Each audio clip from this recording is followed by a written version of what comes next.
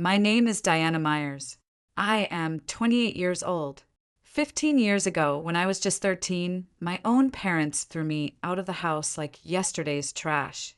And yet, last week, they showed up uninvited to my Uncle Harold's will reading.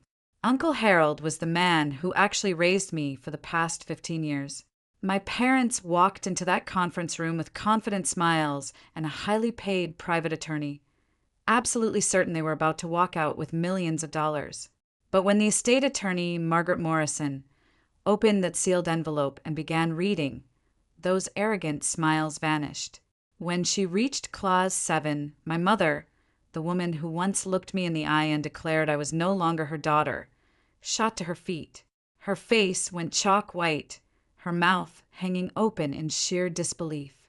Before I tell you exactly what happened in that room, if you enjoy stories about karma, justice, and setting strict family boundaries, take a second to like and subscribe. But only do it if you genuinely connect with this story. Where are you watching from right now, and what time is it there?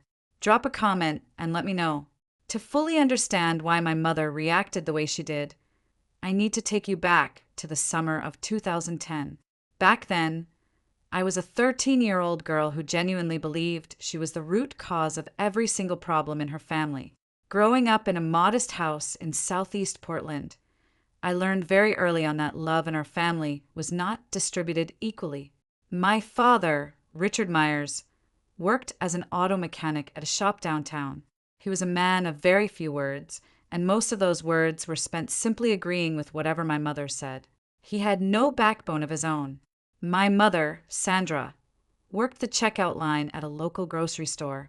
She ran her household with the ruthless precision of someone who always knew exactly who deserved what and who deserved nothing. My sister, Tiffany, was 2 years older than me. She had Mom's golden blonde hair, Mom's bright blue eyes, and Mom's easy, effortless laugh. Everyone always said, "Tiffany looks just like you did at her age, Sandra." And my mom would absolutely beam with pride. I, on the other hand, looked like our late grandmother, Dad's mother. I had plain brown hair, brown eyes, and a quiet, shrinking disposition. Mom never explicitly said it was a bad thing. She just never said much about me at all. I was a ghost in my own home. The differences between us showed up everywhere. For Tiffany's 15th birthday, Mom threw a massive party. She invited 15 guests, but a massive 3-tier cake from the expensive bakery on Hawthorne, and even rented a karaoke machine. 3 months later, for my 13th birthday, it was just the 4 of us sitting quietly around the kitchen table. In the center sat a marked-down, discounted cake from the grocery store where Mom worked. The frosting just said "Happy Birthday" with no name attached. It was a generic leftover from someone else's canceled order. I didn't fully realize what was happening until I turned 12. That's when I discovered Tiffany had a college savings account that had been opened when she was just 5 years old. 8 years of steady deposits.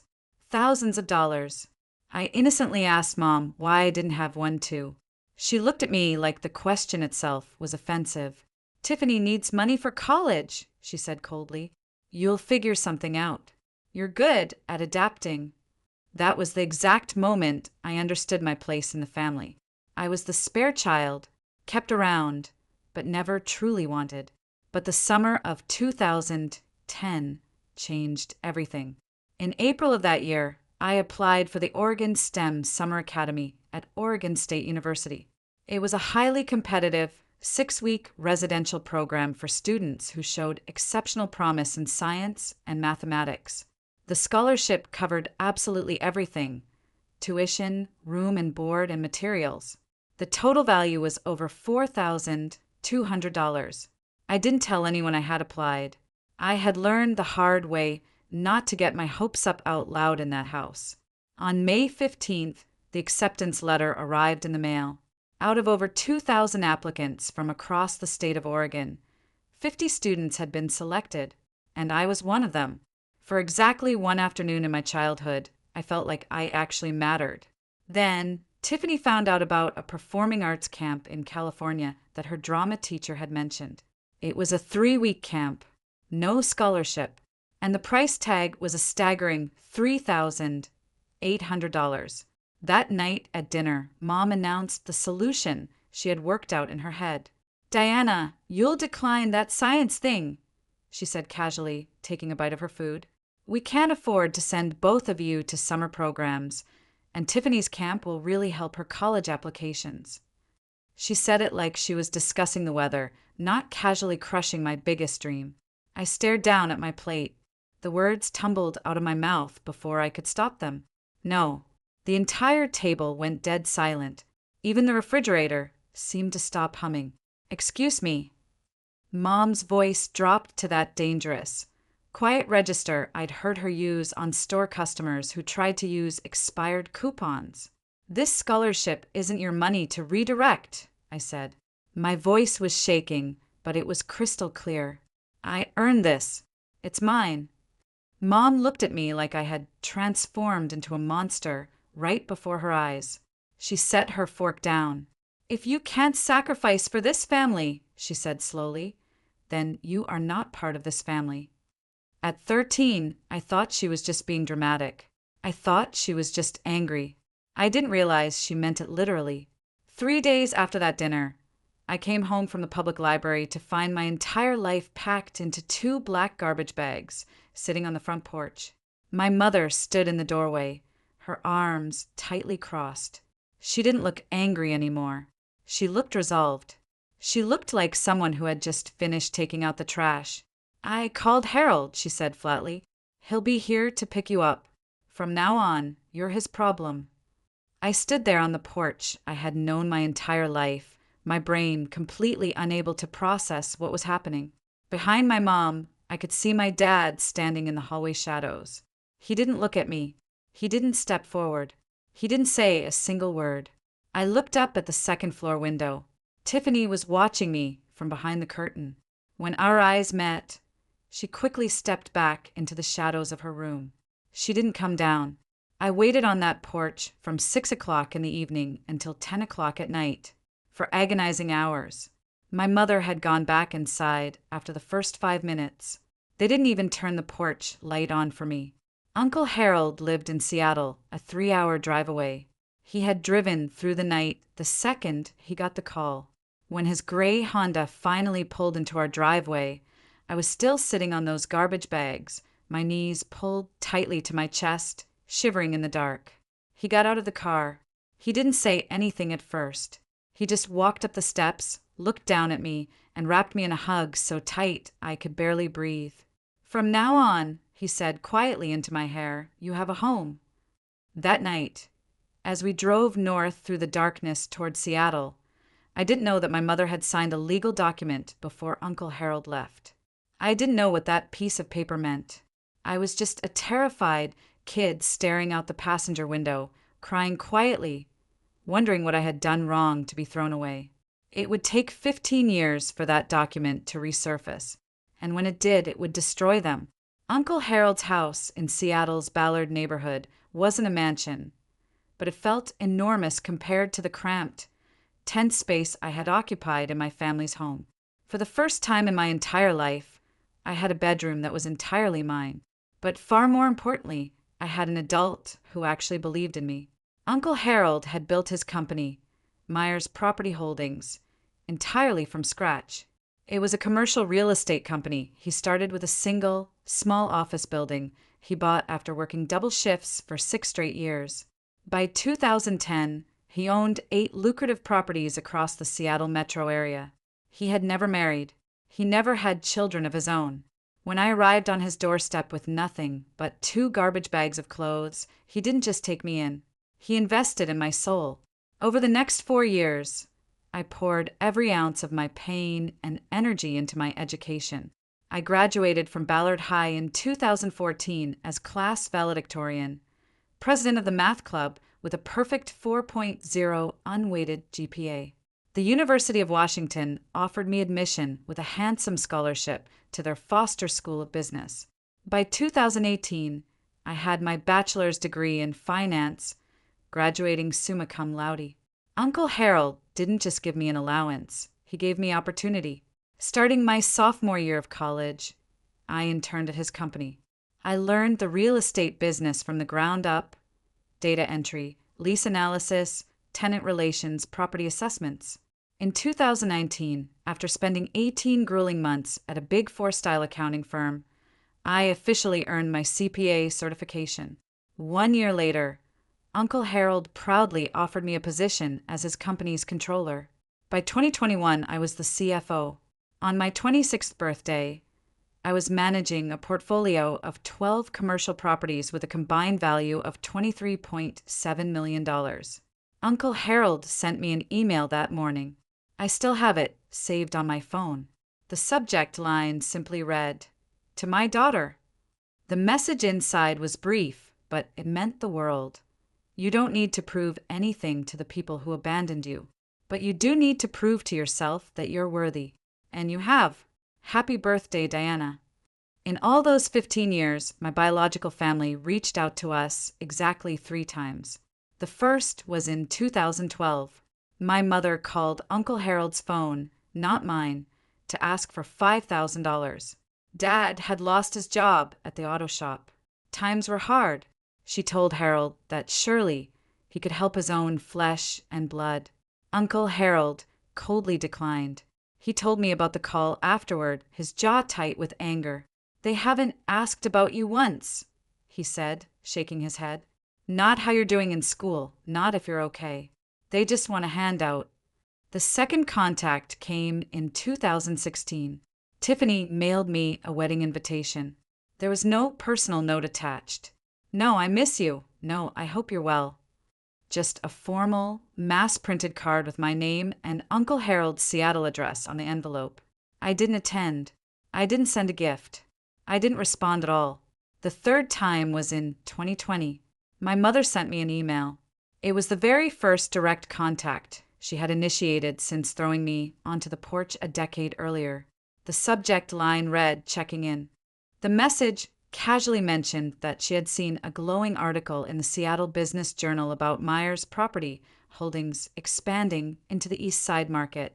She said she hoped I was doing well and suggested we should catch up sometime.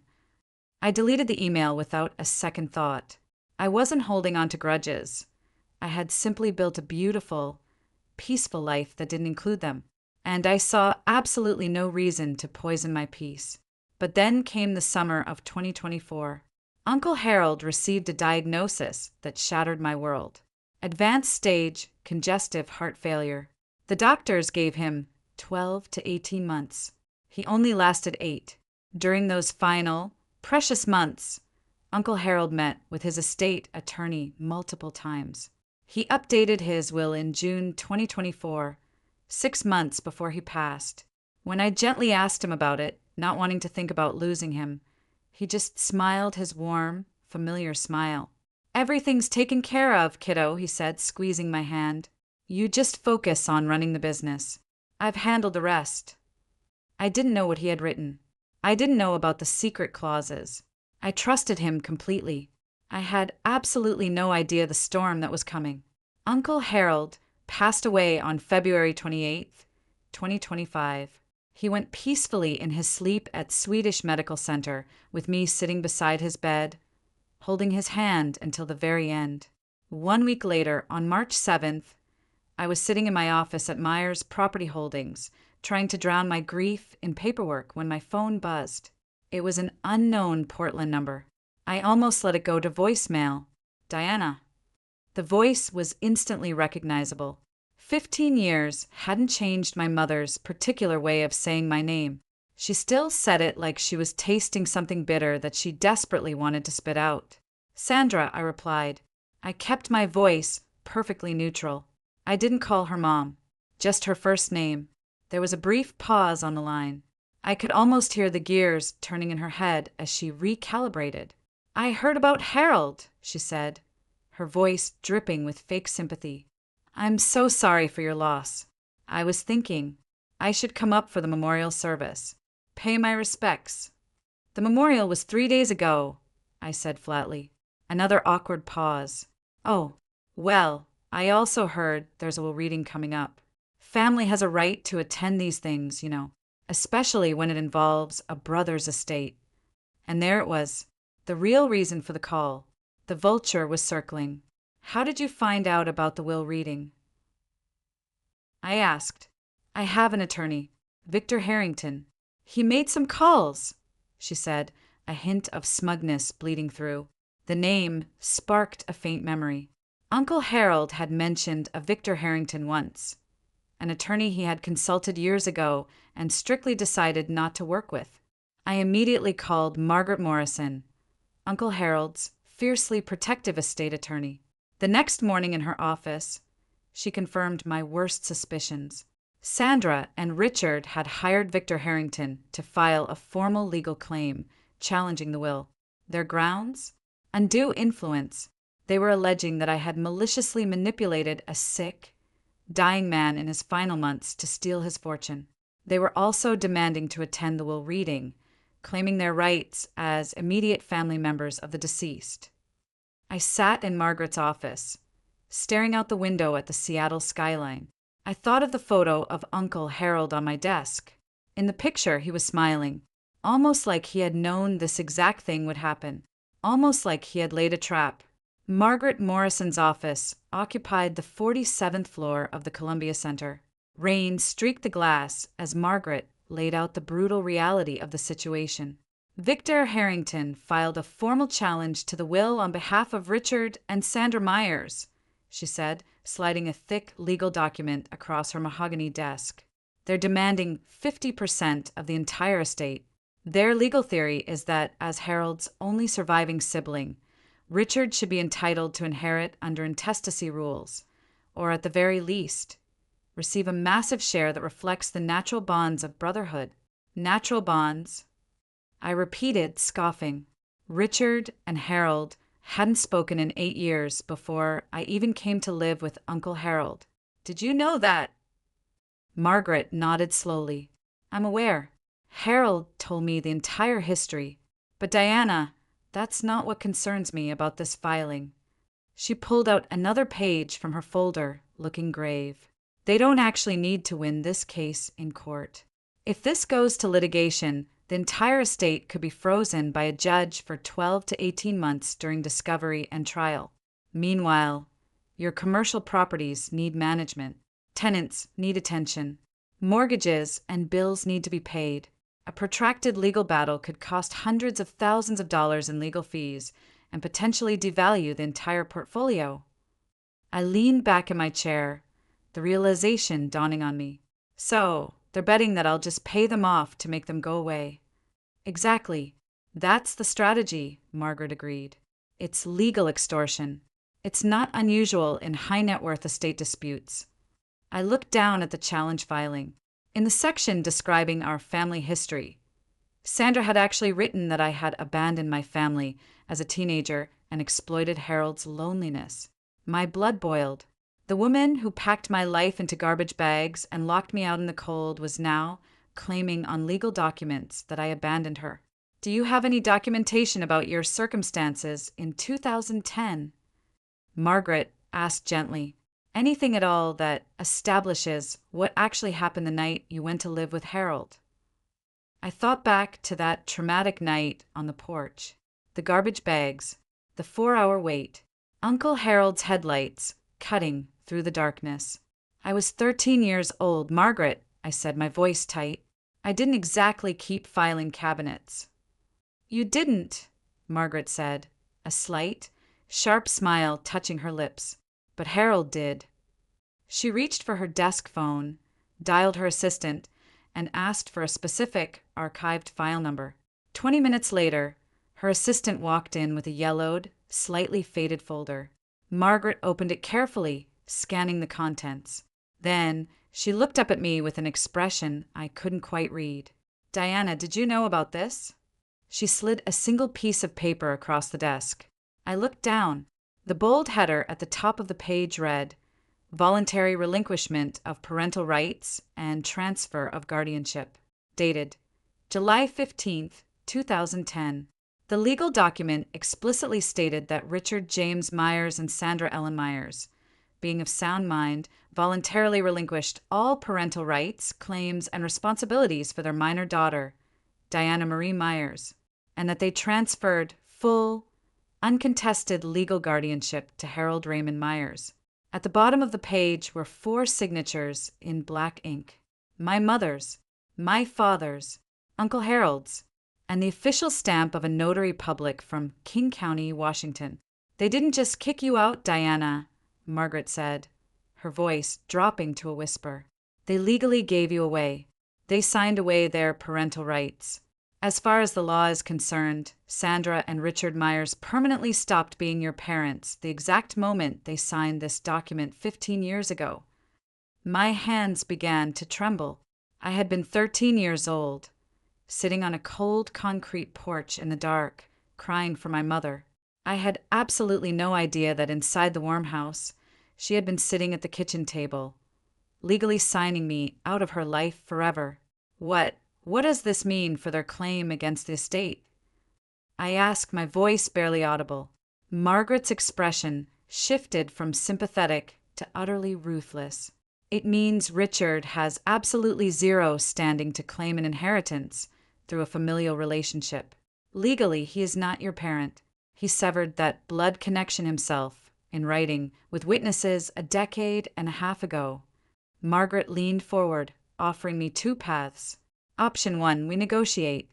I reach out to Victor Harrington, explain that their legal position is catastrophic, and offer a quiet settlement. $500,000 to $1 million in exchange for them dropping the suit and signing a waiver. It's fast, it's clean, and it avoids a public circus. "And option 2? I asked, my heart pounding against my ribs. "Option 2. We proceed with the will reading exactly as scheduled.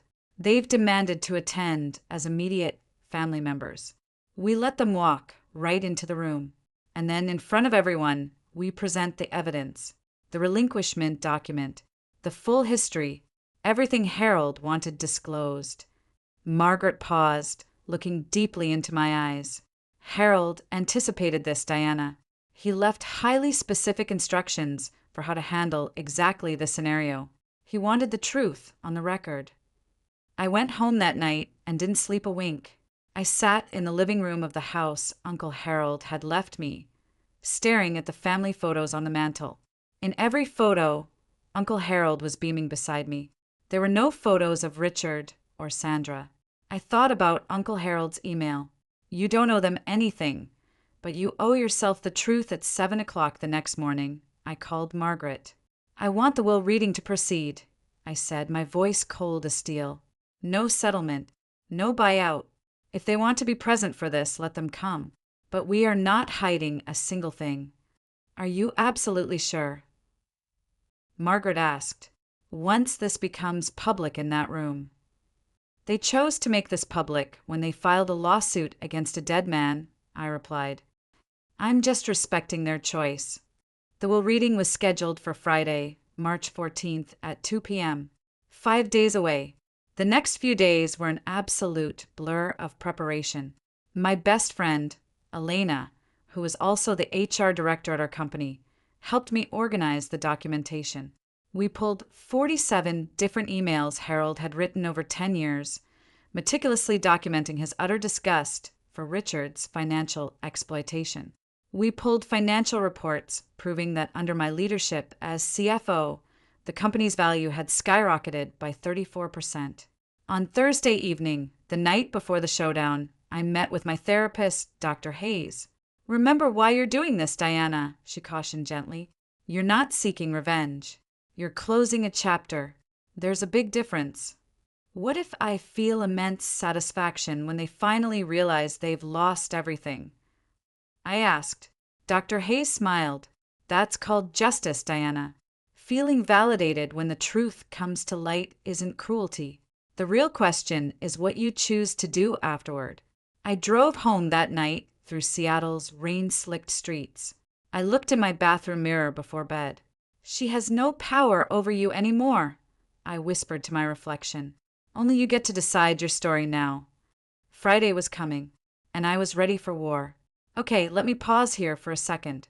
If you've made it this far, and you're wondering how I handled what came next, drop a comment with your prediction. What do you think Sandra did when she walked into that will reading? And if this story resonates with you, if you've ever had to set hard boundaries with toxic family members. Don't forget to subscribe. We are just getting to the part you've been waiting for. Welcome back. If you listened to part 1, you know exactly what's at stake. Now, let me take you inside that conference room. The Morrison and Associates conference room occupied a pristine corner of the 47th floor. Floor-to-ceiling windows offered panoramic views of Elliott Bay and the Olympic Mountains. On a clear day, it would have been breathtaking. But on March 14th, 2025, the sky was overcast, the water a cold steel gray that perfectly matched my mood. I arrived 15 minutes early. I wore a navy blue, tailored suit. Professional, understated. My hair was pulled back in a simple bun. I had learned from Uncle Harold that the most powerful people in the room never needed to loudly announce themselves. The conference room could seat 20 people at the massive mahogany main table, with additional chairs arranged along the walls. When I entered, 14 people were already present. Margaret Morrison sat at the head of the table, flanked by 2 junior associates. Thomas Graham, the senior auditor who had handled Uncle Harold's accounts for a decade, occupied a seat near the window. Representatives from 3 charitable organizations filled several chairs: Seattle Children's Hospital, Habitat for Humanity, and the Olympic National Park Foundation. Uncle Harold had been a quiet but massive donor to all 3 for over 20 years. 5 senior staff members from Myers Property Holdings sat together near the door. They had worked with Uncle Harold for years and had known me since I was just a terrified teenage intern. Margaret caught my eye and nodded toward a seat at the exact center of the table, directly across from where she would be reading the will. I took my place, carefully arranging the folder of documents my friend Elena had prepared for me. Through the glass wall of the conference room, I could see the elevator lobby. At exactly 2:03 p.m., the heavy silver doors slid open. My mother stepped out first. Even from across the floor, I could see she had dressed for a performance. She wore a pristine black dress, a gleaming pearl necklace, and full, flawless makeup. Behind her trailed my father, my sister Tiffany, and a man in an expensive suit carrying a Mont Blanc briefcase. The show was about to begin. Sandra Myers entered that conference room like she owned the building. That was always her way, projecting a false confidence she hadn't earned, claiming space she hadn't been given. Her pearl necklace caught the overhead lights as she surveyed the room with a practiced, theatrical expression of dignified grief. Behind her, my father, Richard, shuffled in, wearing a gray suit that didn't quite fit him anymore. His eyes found me for a fraction of a second, then immediately darted away. He had always been good at looking away. Tiffany followed in a pastel pink dress. It was an odd, overly bright choice for a reading, like she had gotten confused about what kind of event she was attending. Their attorney, Victor Harrington, brought up the rear. He was tall and silver-haired, radiating the polished arrogance that comes from decades of high-stakes litigation. His briefcase probably cost more than my first month's salary as a CPA. Sandra's gaze swept the room until it landed on me. "Ah," she said, her voice carrying across the quiet room in that piercing way she had perfected. "You're here already." I didn't stand up. "Sandra," I said. That single word, her name, not Mom, made her pause mid-stride. A flash of pure fury flickered across her face, but she quickly recovered her mask of sorrow. "I was hoping we could speak privately before this starts," she said, clasping her hands together. "Family matters should be handled by family." "The proceedings begin in 2 minutes," I replied, my voice perfectly level. "I'm sure whatever you have to say can wait." Margaret Morrison rose from her seat at the head of the table. "Mrs. Myers, Mr. Myers, Ms. Myers, Mr. Harrington." There are seats arranged for attending parties along the wall. The main table is reserved strictly for beneficiaries and estate representatives.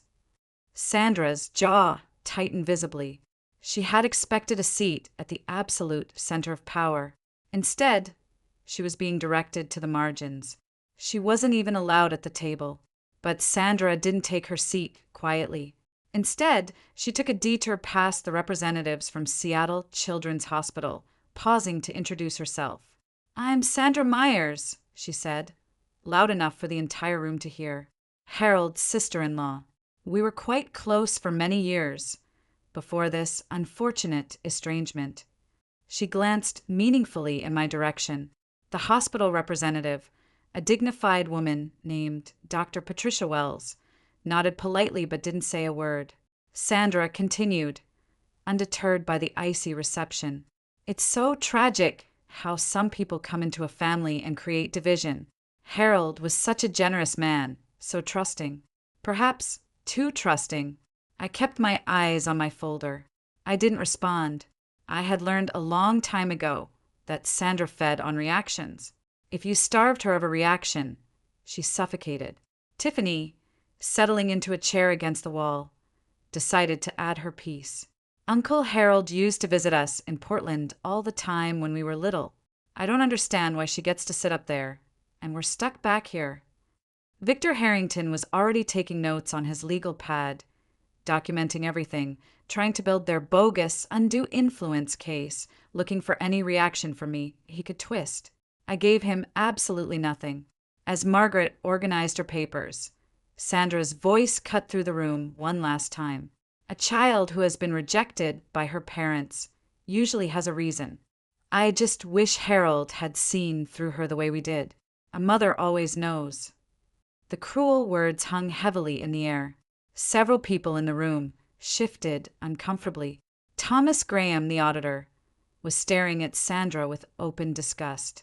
I looked at her. I really looked at her for the first time in 15 years. She hadn't changed at all. The same absolute certainty, the same desperate need to control the narrative, the same delusional conviction that she was always the victim. Margaret cleared her throat, silencing the room. "It is 2:10 p.m. We will begin." Margaret broke the red wax seal on a thick envelope with the careful precision of someone who had performed this ritual hundreds of times. "This is the last will and testament of Harold Raymond Myers," she began, her voice carrying the formal, heavy weight the moment demanded. "Born July 4th, 1953. Deceased February 28th, 2025. This document was executed on June 18th, 2024, and represents the final expression of Mr. Myers's wishes regarding the disposition of his estate." Sandra sat forward slightly, her eyes gleaming with anticipation. Margaret read the preliminary sections. Article 1 confirmed Harold's identity. Article 2 declared him to be of sound mind. "I will note for the record," Margaret stated, looking directly at Victor Harrington, "that a comprehensive psychiatric evaluation was conducted by Dr. Stephen Park on June 10th, 2024, exactly 8 days before this will was signed. The evaluation confirmed Mr. Myers possessed full testamentary capacity and was under zero undue influence at the time of execution." I caught Sandra exchanging a panicked glance with her attorney. They had been heavily banking on challenging Harold's mental state. That single medical document just blew a massive hole in their legal strategy. Margaret turned to Article 4, the inventory of assets. At the time of death, Mr. Myers's estate included the following: 12 commercial properties located throughout King and Snohomish counties, with a combined assessed value of $18.2 million. Investment accounts valued at approximately $4.1 million. Cash and liquid assets totaling $1.4 million. I heard Tiffany loudly whisper to Sandra, "Mom, that's almost $24 million. Sandra nodded, her eyes wide and calculating. She could already see the yachts and the luxury cars. She wouldn't be smiling for long. "The will contains 47 pages," Margaret continued, adjusting her reading glasses. "I will now proceed to Article 5, which addresses specific bequests and exclusions. Article 5, regarding Richard James Myers, brother of the deceased." Margaret's voice was steady, but the words were a loaded gun. "I make absolutely no provision in this will for my brother, Richard James Myers, for the following reasons, which I wish to be read aloud and entered into the public record. Sandra's smile instantly vanished. Margaret read Harold's exact words. First, in March of 2002, Richard borrowed $80,000 from me with a written promise to repay the full amount within 5 years. 23 years have passed. Not one single dollar has been returned. I have retained the original promissory note as documentation. Richard's face went completely pale. He shrank down in his chair. He hadn't expected his dirty laundry to be aired in front of Seattle's top executives and charities. Second, Margaret read on July 15th, 2010, Richard and his wife Sandra voluntarily executed a legal document relinquishing all parental rights to their daughter, Diana Marie Myers, transferring full guardianship to me. This document was properly witnessed and notarized. Sandra shot to her feet, her chair scraping loudly against the floor. What does that have to do with anything? Margaret looked at Sandra over the rim of her glasses and continued reading, completely ignoring the outburst. The legal significance of this document is as follows. By legally terminating their parental relationship with Diana, Richard and Sandra permanently severed any claim they might have had to inherit from me through her. Diana is my legal heir. Richard is not her legal father. Therefore, Richard has no familial relationship with my designated heir, and zero standing to challenge this while on the grounds of family connection. Richard stood up now, too, his face red with humiliation. This is ridiculous. I am Harold's brother, his blood brother. Victor Harrington grabbed Richard's arm, yanking him back down into a seat. But even the slick attorney's face had gone ash-gray. Margaret reached into her file and produced the devastating document. For the record, the original voluntary relinquishment of parental rights is on file with King County Family Court. I have a certified, stamped copy right here, which any party may examine. She laid the document on the center of the mahogany table. Sandra stared at it like it was a ticking time bomb, but Sandra wouldn't sit down. Her composure, that careful, grieving mask she had worn into the room, shattered into a million pieces. Her voice rose, sharp, shrill, and desperate. This is insane. That piece of paper doesn't mean anything. We are still her family. Margaret's voice remained glacial. Mrs. Myers, I must ask you to take your seat immediately. Disrupting the formal reading of a will is a matter the court takes very seriously. Sandra ignored her. She pointed a trembling finger directly at me. She did this. She manipulated Harold against his own flesh and blood. She poisoned him against us for the money. Tiffany tugged frantically at Sandra's sleeve. Mom, sit down. People are staring. I don't care who's watching. Sandra screamed, her voice cracking. I want to know how this happened. Harold loved Richard. They were brothers. Finally, I spoke. My voice came out incredibly calm, steady and quiet, just the way Uncle Harold had taught me to speak during high-stakes boardroom negotiations. Never raise your voice. Make them strain to hear you. Sandra, I said, looking her dead in the eye, you made a choice 15 years ago. You put my entire life into garbage bags and you left me on a cold porch in the dark. And then you went inside the warmth of your home and you signed a legal document throwing me away like I was defective. The massive conference room was so silent you could hear the rain hitting the glass. I was 13 years old. I continued, my voice unwavering. That was your decision, not mine, not Uncle Harold's, yours. Everything that is happening to you in this room today is simply the consequence of what you chose to do that night. Sandra's mouth opened, but no sound came out. I don't hate you, I said steadily. But I also don't owe you anything. You made absolutely sure of that when you signed that paper. Victor Harrington was writing furiously on his legal pad, desperately trying to salvage a case that had just been nuked from orbit. If we may continue, Margaret said, clearing her throat. I haven't yet read Clause 7. Sandra slowly sank back into her chair, her legs trembling. But Clause 7 was the one that would truly bury her. Margaret turned to page 12. She paused for effect, letting the tension build, before reading the words that changed everything. Article 7. Designation of sole beneficiary.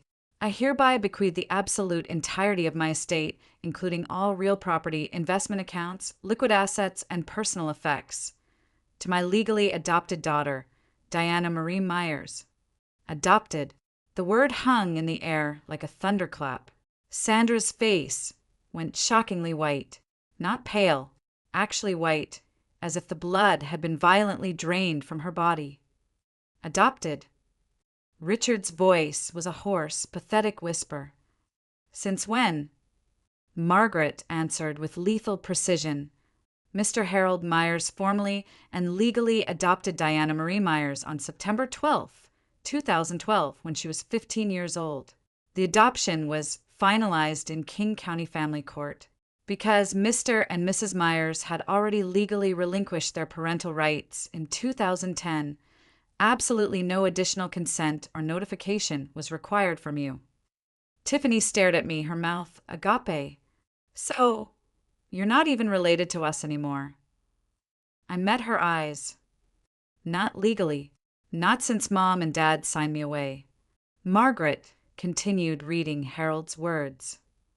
Diana is not merely a beneficiary. She is my daughter in every single way that matters. Legally, practically, and emotionally.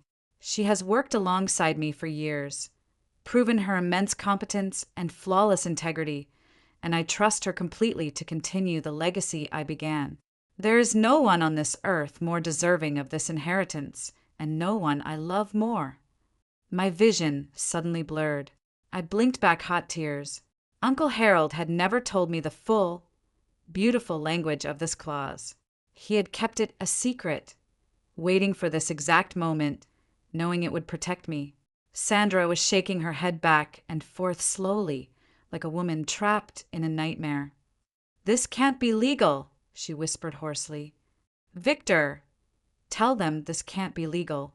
Victor Harrington didn't answer her. He was staring blindly at his legal pad, his expensive pen motionless. As an attorney, he knew it was over. It was airtight. There is one more item, Margaret announced, reaching into her folder and withdrawing a smaller, sealed envelope. Mr. Myers left a personal letter for Diana, with strict instructions that I offer to read a portion aloud during this proceeding, if Diana consents. I nodded, not trusting my voice to speak. Margaret opened the envelope carefully and unfolded a single, handwritten page. I could see Uncle Harold's familiar, messy script from across the table. Diana, Margaret began reading, her own professional voice softening just a fraction. If this letter is being read aloud, it means things happened exactly as I expected. Your biological family showed up looking for money they never earned, from a man they never cared about. I'm sorry you have to go through this confrontation, but I also know you are strong enough to handle it. A soft, pathetic sound escaped Sandra's throat, almost like a whimper. You came to me as a wounded, terrified child, thrown away by the very people who should have protected you. But you didn't let that define you. You transformed your agonizing pain into sheer determination, your loneliness into fierce independence, your rejection into resilience. I have never been more proud of anyone in my entire life. Tears were freely streaming down my face now. I didn't bother wiping them away. I didn't save you, Diana, Margaret read. You saved yourself. I just gave you a safe place to do it. Everything you've achieved, your education, your brilliant career, your flawless character, you earned through your own blood, sweat, and tears. I'm leaving you my estate not because you need it, but because you deserve it, and because I know you'll use it to help others the way I tried to help you. Don't let them make you feel guilty for surviving them. Don't let them back in unless you choose to. You owe them nothing. You owe yourself everything. I love you, Diana. Forever your father, Harold. Sandra made one last, desperate, pathetic play. She stood up again, but this time the venom and anger were gone. It was replaced by a sickeningly sweet tone that was meant to sound like wounded motherhood. "Diana, sweetheart," she cooed, her hands outstretched. "I know things were hard when you were young. I made mistakes. I admit that now. But we are still blood. We can work through this, as a family. Can't we at least talk about dividing the estate fairly?" I wiped my eyes with a tissue and looked at her with pure ice in my veins. "You gave up the right to call me sweetheart 15 years ago. I want to contest this will." Sandra suddenly shrieked to the room, pivoting back to anger when manipulation failed. "Victor, tell them we have grounds. Undue influence. Harold was sick. She isolated him." Victor Harrington finally cleared his throat, though he sounded like a man reading his own obituary. "Mrs. Myers, perhaps we should step outside and discuss our options privately." "No, tell them we're taking this to court." "Actually," Margaret interrupted smoothly. She turned her iPad around to face the room. "Mr. Harrington, perhaps you'd like to explain this to your clients before you threaten my client with a lawsuit." The room went deathly quiet. "This is an email dated March 3rd, 2022, Margaret read aloud. "From Harold Myers, directly to Victor Harrington. The subject line is terminating services. In the email, Mr. Myers writes, 'Victor, I am immediately ending our professional relationship. Your advice that I include Richard in my estate plan, despite his years of financial theft and his horrific treatment of Diana, is totally unacceptable. I will be engaging new counsel.'" Margaret looked up at Victor, her eyes flashing with predatory legal triumph. "You previously represented Harold Myers. You were terminated because you advocated for Richard's interests over Harold's explicit wishes. And now, you have accepted this exact case against Harold's estate without disclosing that massive conflict of interest to your current clients. That is a direct violation of the state bar's ethical conduct rules." Victor's face had gone the color of wet cement. Sandra turned slowly to stare at her highly paid lawyer. "You told me we had a foolproof case. You told me we would win." He had no answer. Victor Harrington stood up abruptly. He gathered his expensive Mont Blanc briefcase with visibly shaking hands. I need to review these documents," he stammered, his voice stripped of all its earlier polish and arrogance. "We should discuss our options privately, Mrs. Myers." "Discuss what?" Sandra shrieked, her voice echoing off the glass walls. "You're leaving. Right now. In the middle of this." Victor didn't answer. He was already power-walking toward the heavy glass door, moving with the stiff, panicked gait of a man who knew his entire career was imploding in real time. "Victor!" Sandra called after him, humiliated. "Victor!" The conference room door closed behind him with a soft click. He was gone.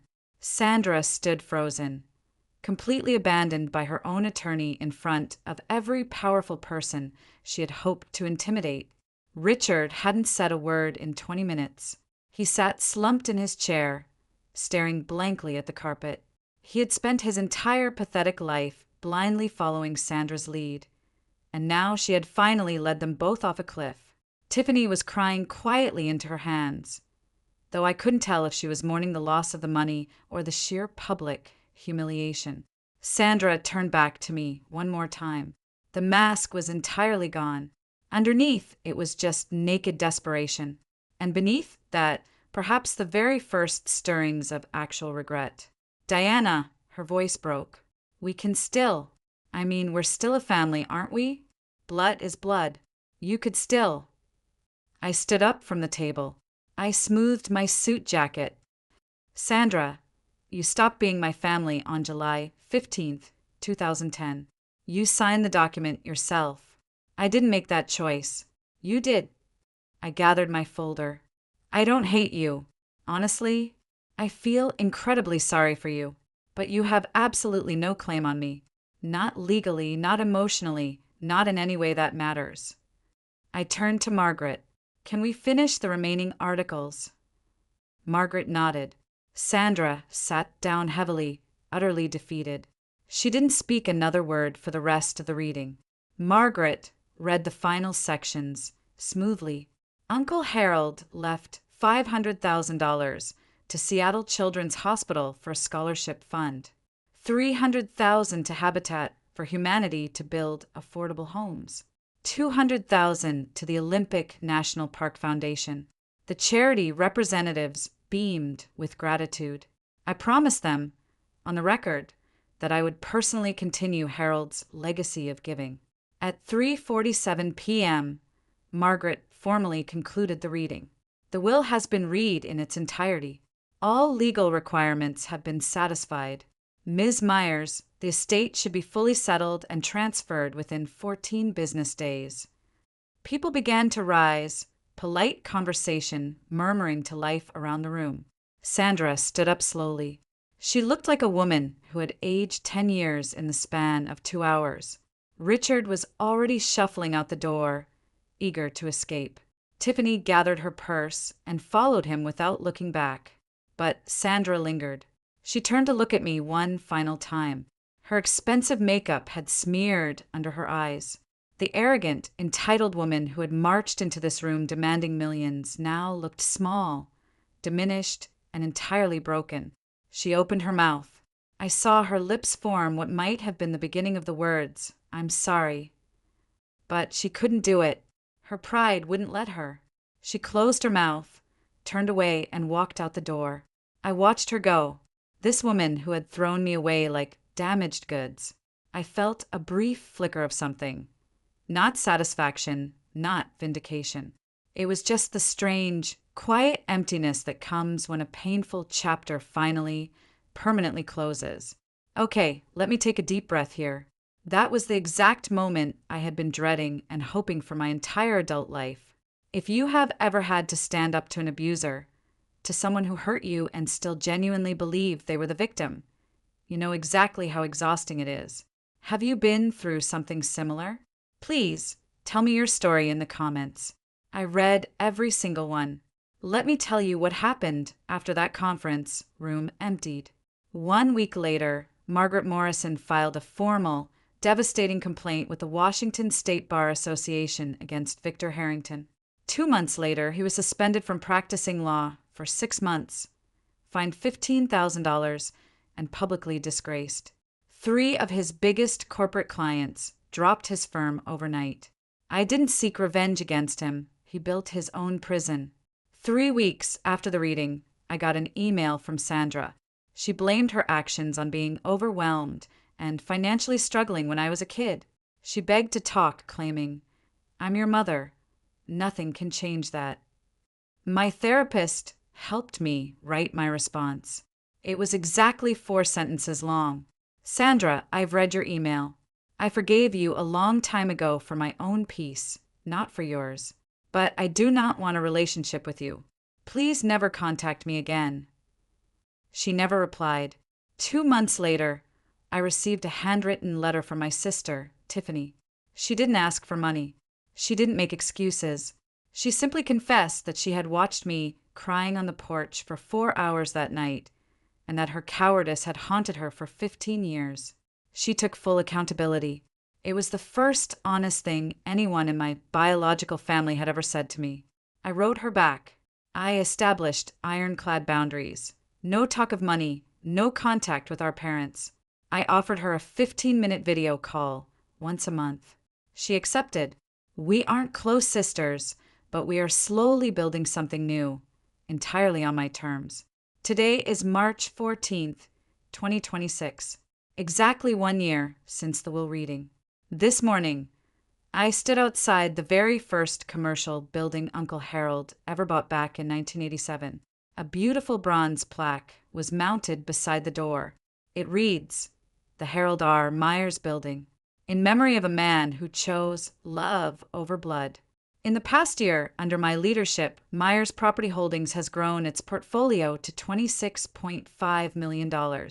And the newly established Myers STEM Scholarship has fully funded summer science programs for 5 brilliant teenagers coming from broken homes. If I look at my life through a psychological lens, there is a dangerous concept called conditional self-worth, the toxic belief that you only have value if certain people approve of you. I spent my childhood trapped in that prison. My mother's cruelty felt like proof that I was unlovable. But what actually saved me wasn't Uncle Harold's millions. It was his absolute, unconditional acceptance of who I was. Here is what I want you to take away from my story. You do not need anyone's permission to know your own worth. You have every single right to set hard, unforgiving boundaries, even with family, even with parents, even with blood. Forgiveness is something you do to heal yourself. Reconciliation is a completely separate choice. No one gets to force you to offer it. Your story is yours to write. Thank you for staying with me through this incredible journey. If you've ever had to find your own worth after someone tried to steal it from you, please know that you are not alone. Subscribe, hit the notification bell, and keep protecting your peace. Until next time, take care of yourself.